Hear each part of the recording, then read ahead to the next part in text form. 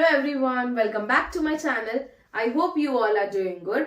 जैसे कि आपको पता है कि हमने class 9 history chapter 1 the French revolution complete कर लिया है। सो रेफरेंस के लिए आप मेरे वीडियोस को रेफर कर सकते हैं।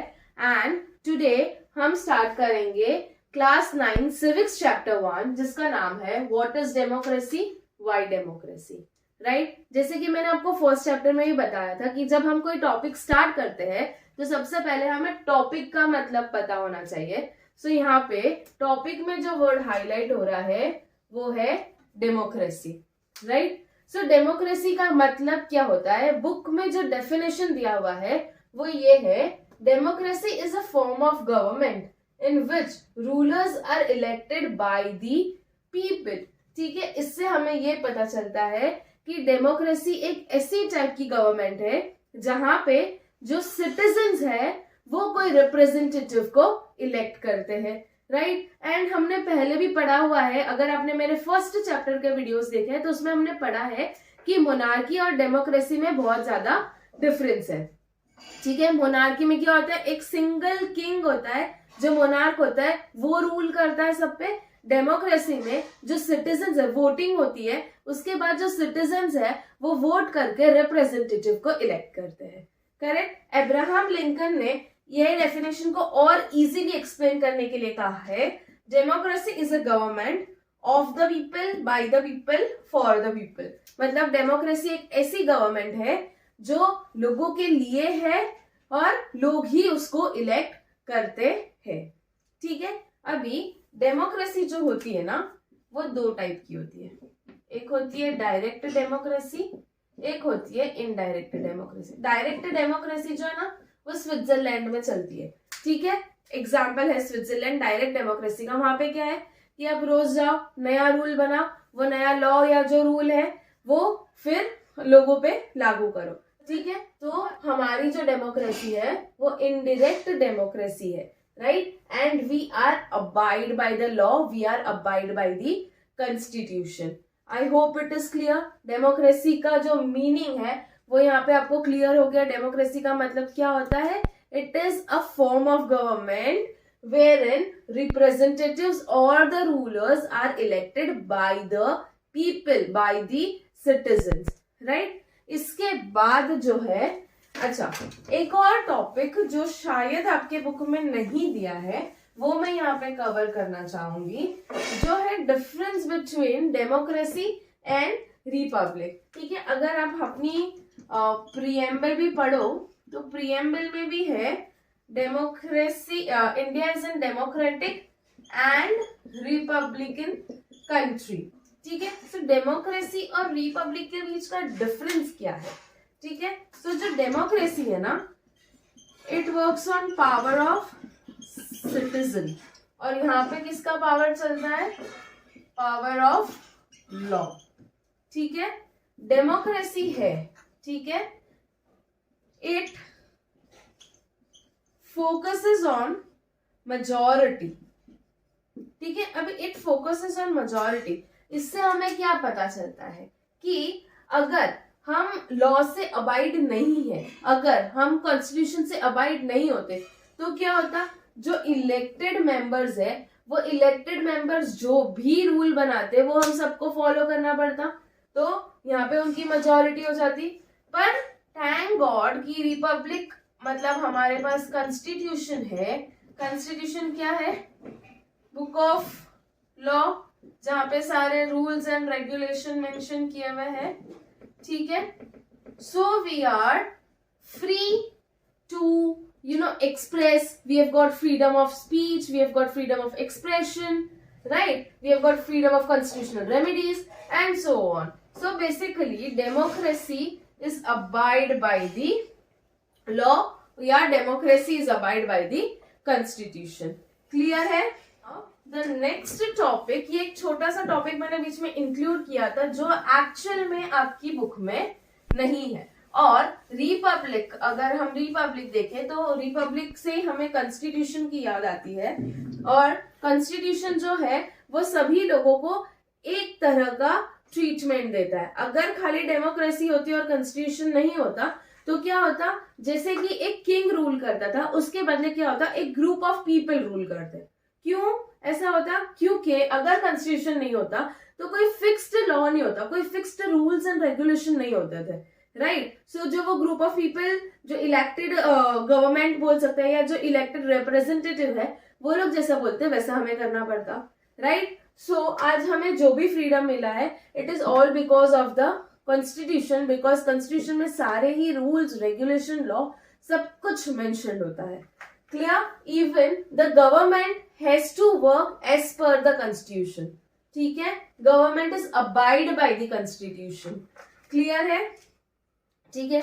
Now let us see our next topic, that is features of democracy. ठीक है, अभी हम आगे आज 3 टॉपिक करने वाले हैं। One is features of democracy, next is merits and then is demerits of democracy. ठीक है, यहाँ पे मैं आपको तीनों टॉपिक सेपरेटली एक्सप्लेन करूंगी, बट यू नो अगर आपको इसको इजी बनाना है तो आप क्या कर सकते हैं, एग्जाम में आप मेरिट्स पढ़िए, डीमेरिट्स पढ़िए, फीचर्स को मत पढ़िए। अगर एग्जाम में फीचर्स पूछा है तो मेरिट्स के कुछ पॉइंट, डीमेरिट्स के कुछ पॉइंट को मिक्स करके आप फीचर्स बना सकते हैं। क्लियर है? अभी फीचर्स में अगर हम देखें, इसका फर्स्ट पॉइंट है final decision making. Final decision making, इससे हमें क्या समझ में आता है कि जो डिसीजन मेकिंग अथॉरिटी है, कोई भी कोई भी पॉइंट रिगार्डिंग आवर स्टेट और our country, so the final decision making authority किसके हाथ में होती है? उन लोगों के हाथ में जिनको हमने रिप्रेजेंटेटिव बनाया है, जिनको हमने वोट करके इलेक्ट किया था। ठीक है, so second feature is free and fair trial, free and fair election, free and fair election. Free and fair election में क्या होता है, इसका मतलब यहाँ पे ये होता है कि हमें ये तो अभी पता है कि वोटिंग होती है, इलेक्शन होता है, वोटिंग होती है, और उसके अकॉर्डिंग ही हम रिप्रेजेंटेटिव को सिलेक्ट करते हैं या हमारे रूलर को सिलेक्ट करते हैं, गवर्नमेंट को इलेक्ट करते हैं, right. So free and fair इसीलिए बोला गया है क्योंकि ऐसा कोई भी स्कोप नहीं है कि जो इतने टाइम से रूल करते आ रहा है या जो इतने टाइम से गवर्नमेंट का पार्ट है, वो या जो रिप्रेजेंटेटिव है उसकी जो सीट है वो कंफर्म्ड है, वो कंटिन्यू होगी। No, it is not at all possible. ठीक है, अगर इलेक्शन में कोई एक रिप्रेजेंटेटिव है जो इतने टाइम से रिप्रेजेंट करते आ रहा है या इतने टाइम से इलेक्टेड है, इतने टाइम से गवर्नमेंट का पार्ट है, वो आगे भी कंटिन्यू रहेगा। वो अगर उसको इतने वोट्स नहीं मिले तो वो अपनी सीट को लूज भी कर सकते हैं, right? It means that, in simple terms if I say, it means that the representative has a fair chance of losing. ठीक है, जो next है, it is that voting system. Voting system क्या? If you are 18 plus, you have right to vote, और हर एक person का, हर एक individual का एक वोट काउंट होता है। Every individual has right to vote, but you also have to fulfil the criteria that you should be 18 plus. अगर आप 18 प्लस हो, आपको वोट करना है और आपका वोट का एक वैल्यू होता है, राइट। 1 पर्सन 1 वोट 1 वैल्यू का सिस्टम चलता है। ठीक है, इसके बाद जो है the next point after voting system is that कि जो डेमोक्रेसी होती है या जो डेमोक्रेटिक कंट्री होती है, that is abided by the law, right? abided by the law।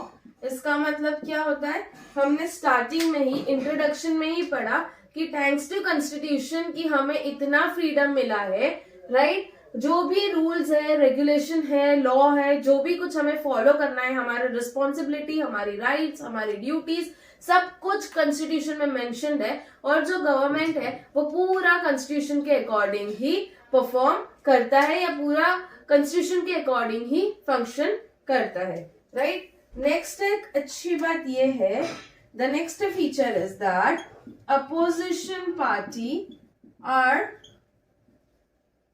free to function. मतलब क्या हुआ, before election, after election, election से पहले, इलेक्शन के बाद, इलेक्शन, अभी इलेक्शन में अपोजिशन पार्टी कौन होती है, जो हमारे अपोजिट में खड़ी होती है. बी नो मैटर वो जीते वो हारे, उससे हमें कोई फर्क नहीं पड़ता है. पर जो अपोजिशन पार्टी है, they are free to function before election also and after the election also. The owning party can not stop the opposition party to function. Clear है? Next in the last point of the feature is political equality. Political equality बहुत ही important, या हम बोल सकते हैं बहुत ही एक ऐसा फीचर है ये जो डेमोक्रेसी का बहुत ही क्रूशियल पार्ट है, इक्वालिटी का. जैसे कि हमें पता है कि जब जो कंट्रीज डेमोक्रेटिक नहीं होती है, या जब हमारा कंट्री भी डेमोक्रेटिक नहीं था, ठीक है, हमारे कंट्री का भी कॉन्स्टिट्यूशन नहीं बना था, फ्रीडम नहीं मिला था, ठीक है, उसके पहले ब्रिटिशर्स ने किस तरह हमें हरास किया था, राइट? जहां पे मेंस और वुमेन्स में डिस्क्रिमिनेशन होता था, कास्ट, रेस, सेक्स, क्रीड, हर चीज में डिस्क्रिमिनेशन, हर चीज को लेकर डिस्क्रिमिनेशन होता था, right? So again there is a political equality. मतलब यहाँ पे every citizen is treated same, ठीक है, यहाँ पे कोई सिटीजन में कोई भी फर्क नहीं किया जाता है. Be the citizen, let the citizen be from the lower state, higher state, third state, any state, कोई फर्क नहीं पड़ता है. अगर हम वोटिंग की बात करें तो हर किसी को जो 18+ है, सबको ही वोट करने का अधिकार दिया गया है. Every individual is same is in the I of law. ठीक है, सो ये सारे थे हमारे फीचर्स ऑफ डेमोक्रेसी. अभी हम जो नेक्स्ट देखेंगे वो है मेरिट्स ऑफ डेमोक्रेसी. ठीक है, जैसे कि मैंने आपको बताया मेरिट्स और डिमेरिट्स को इकट्ठा करोगे तो आपके फीचर्स बन ही जाएंगे. So let us start with merits.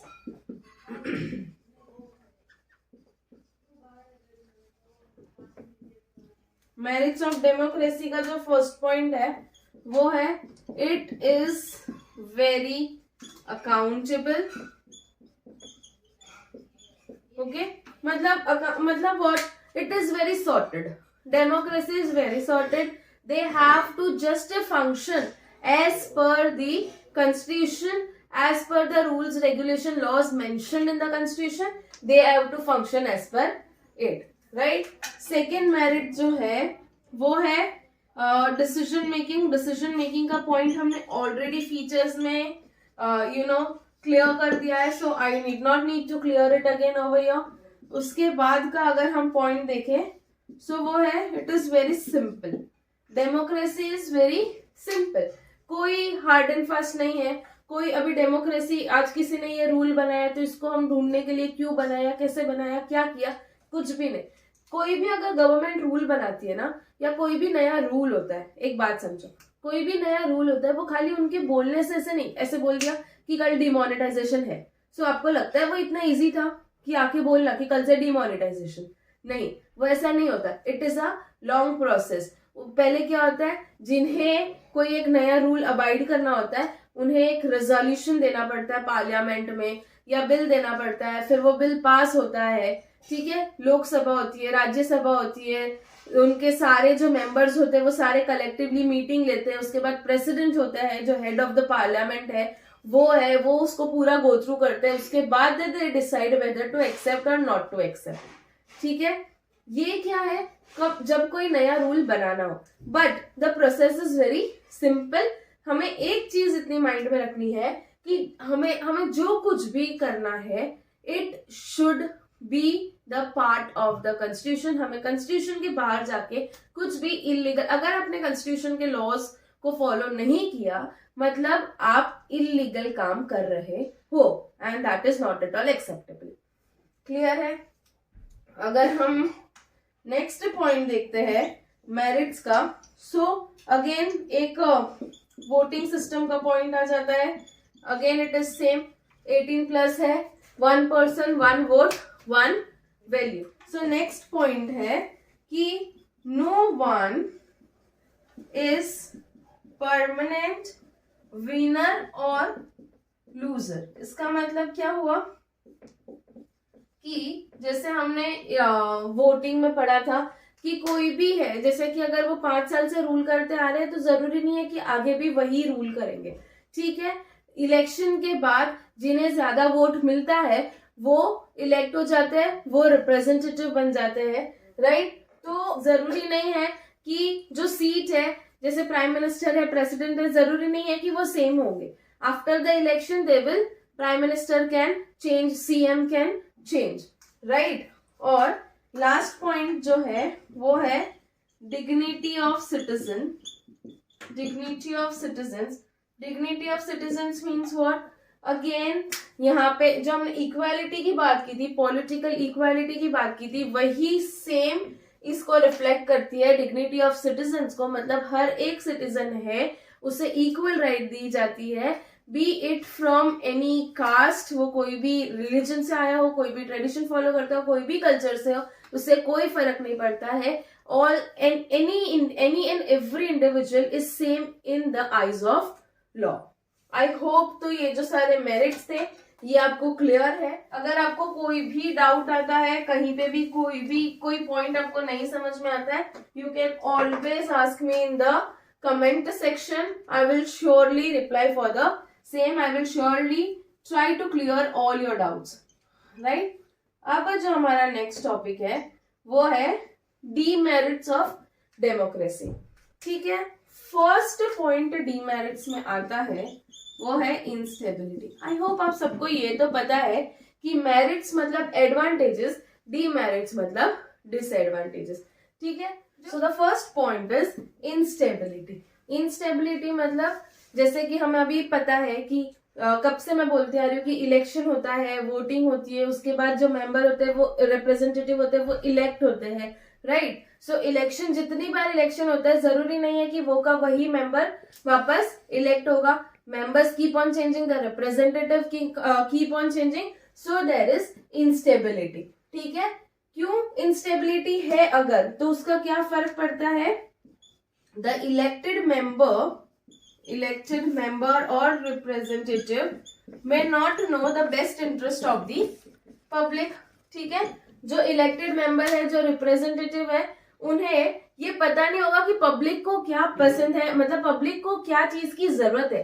क्यों? क्योंकि वो तो अभी अभी इलेक्ट होके आए हैं। जब तक इलेक्शन नहीं होता है ना, तब तक सारे सब सर्च करते हैं, रिसर्च करते हैं, पर जब तक तुम गेम के अंदर एंटर नहीं करोगे ना, तब तक तुम्हें कुछ पता नहीं चलता है, ठीक है। तो जब तक ये जो नया रिप्रेजेंटेटिव है वो जब तक एंटर नहीं करेंगे तब तक उनको पता नहीं होगा, और जब तक उनको पता चलेगा तब तक हो सकता है कि बहुत लेट हो गया हो। जरूरी नहीं है, पर हो सकता है कि बहुत लेट हो गया हो, ठीक है। Next point is democracy is all about power play, ठीक है। और यहाँ पे मोरालिटी का कोई स्कोप नहीं है, ठीक है। इसका मतलब क्या होता है? डेमोक्रेसी में इलेक्शन में बेसिकली जिसके पास पावर है, ठीक है, जैसे आपने देखा होगा इलेक्शन में बहुत बार ऐसा होता है कि जो इलेक्शन में जो रिप्रेजेंटेटिव है, जो मतलब जो इलेक्शन के लिए खड़े हैं, राइट, वो क्या करते हैं? लोगों को पैसा देते हैं वोट देने के लिए। So it again leads to corruption. ये दोनों पॉइंट को हम मर्ज कर सकते हैं यहाँ पे, ठीक है। इट लीड्स टू करप्शन, ये दोनों पॉइंट को हम यहाँ पे मर्ज कर सकते हैं। तो जिसके पास पावर है, ठीक है, पैसों की पावर, या जिसके पास पहचान है, उनकी यहाँ पे चल जाती है। और जिनके पास ना पावर है ना पैसा है, but he is very genuine, ठीक है, उन्हें सच में कुछ करना है, तो शायद अभी आज के जनरेशन में इनका चांसेस कम होता है। Not completely, but yes it is possible. और सेकेंडली मोरालिटी ये भी डिनोट करती है कि अगर आपको कुछ अवेयरनेस ही नहीं है क्या हो रहा है क्या नहीं हो रहा है, ठीक है, बस आपको ऐसे इच्छा हो गई तो आप इलेक्शन में खड़े हो गए, सो नहीं, वो चीज यहाँ पे नहीं चलेगी। It is the complete game of power play which ultimately leads to corruption. या सो आई होप कि आज जो हमने पढ़ा, इंट्रोडक्शन पढ़ा, डेमोक्रेसी का meaning, definition, features, merits, demerits, ये सब कुछ आपको बहुत ही अच्छे से समझ में आया है। अगर आपको कोई भी डाउट है तो आप उसको कमेंट सेक्शन में पूछ सकते हैं। I will surely try to clear all your doubts. Thank you so much for watching guys. Keep liking, keep sharing and ये सब्सक्राइब करना मत भूलिएगा। Thank you so much for watching.